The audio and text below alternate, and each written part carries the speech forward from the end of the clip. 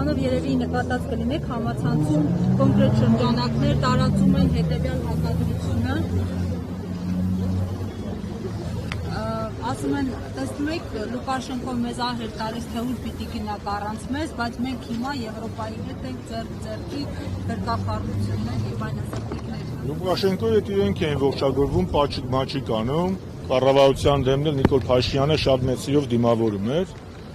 Լուկաշենկոն իրանց մատի ու մատանուարանքը չեն մտնում, բայց իրանք Եվրոպա չեն գնում, իրանք գնում են դեպի Թուրքիա։ Անկարայա գնում եւ եվրոպացի որևէ պաշտոնյա, եվրոպական որևէ կառույց, նույնիսկ ակնարկ չի արել, որ սպասում են Հայաստանի Եվրոպական միությունում։ Այսօրվա այդ եվրոպական պաշտոնյաների մեծամասնության համար Հայաստանը ընդամենը պետք է պլազդարմ հակառուսաստան լինելու համար, որպես գործիք։ Այդ որ եվրոպական կառույցն է ասել, որ Հայաստանը պատրաստ է Եվրամիության ասոցիացման, ասեմ ասոցիացիան որպես տեխնացու անդամ։ Երբեք որևէ մեկը Մակրոնն է ասել, Մելանին է ասել, ով է ասել, Մերսն է ասել, չկա տես բան, դա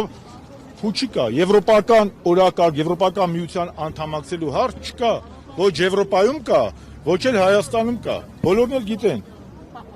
Այս որ ասում գնում են արևմուտք, այդ արևմուտքը Թուրքիան է։ Նիկոլ Փաշինյանը Հայաստանը տանում է դեպի Թուրքիա, սա ակնհայտ է։ Ես սա ընդամենը աշկակապություն է, կրկնակի ստանդարտներ է, եւ այս ակցիայի նպատակը մեկն է, որ ցույց տան, որ ոչ բոլորն են Նիկոլի նման անհոգ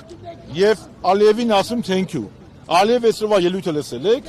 Ալիևը կանում այդ ելույթում ամբողջ արցախյան շարժումը ինքնորոշման իրավունքի համար պայքարը անվանում սեպարատիստական։ Պայքարի ղեկավարներին սեպարատիստներ, 150,000 Արցախը հայությանը սեպարատիստ։ Նրանց անվանում սեպարատիստ, որ նույն Եվրոպան համանախագահ երկրները այցելում են, քանի ֆրանսիացի համանախագահ այցելել Արցախ։ Այդ սեպարատիստերի հետ է ֆրանսիացի հանդիպում, հա? Իհարկե ոչ։ Այսինքն Կոսովոն իրավունք ունի ինքնորոշման իրավունքից օգտվելու, Արցախի իրավունք չունի։ Կոսովո միջազգային հանրության անդամ է, ժողովրդավարության հանրության անդամ է, իսկ Արցախը, որ դեռ 91 թվականին է հանրաքվեով իր անկախությունը հռչակել, սեպարատիստներ են, կամ կանգնում Ալիևը Բաքվի ռազմաքաղաքական ղեկավարությանը, Բաքվի բանտերում գտնվող մեր պատաններին անվանում է ռազմական հանցագործներ։ Ռազմական հանցագործը ինքը։ Մեկ էլ իրան այդ կասետային, չգիտեմ, տարբեր զենքեր տվողները։ Եկել այստեղ կասետային զենքեր։ Գիտեմ,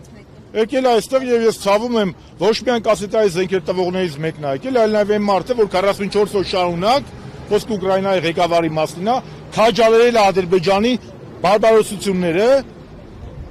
Արցախի ժողովրդի դեմ։ Միատեղ շնորհավորել է Կիևի փողոցներն էլ ողողել է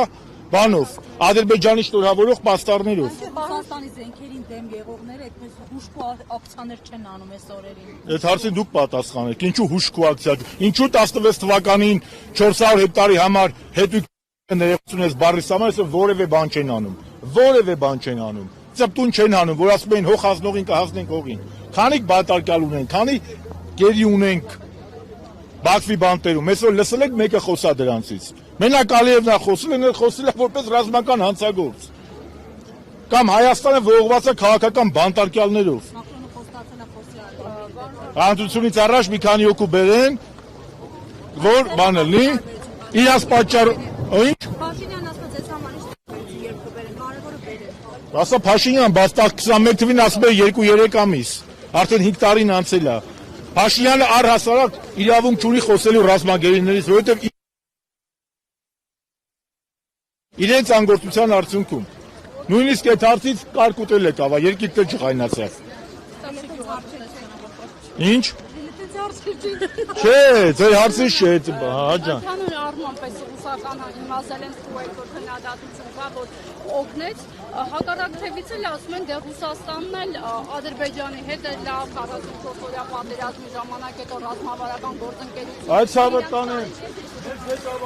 Դաշնակցային հարաբերություն ունենայք, որ ամեն ինչ նորմալ է։ Մեր իշխանության ժամանակ Ռուսաստանը որպես համանախագահ երկիր, Ռուսաստանի նախագահները, Ֆրանսիա եւ Միացյալ Նահանգների նախագահների հետ,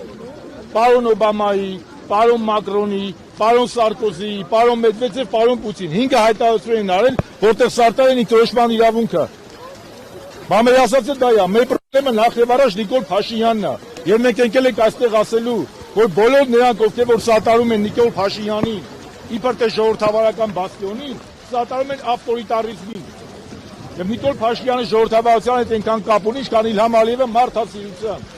Սա է դրա բանը։ Եվ պետք չի գալ ստեղ աշխատապությունով զբաղվել։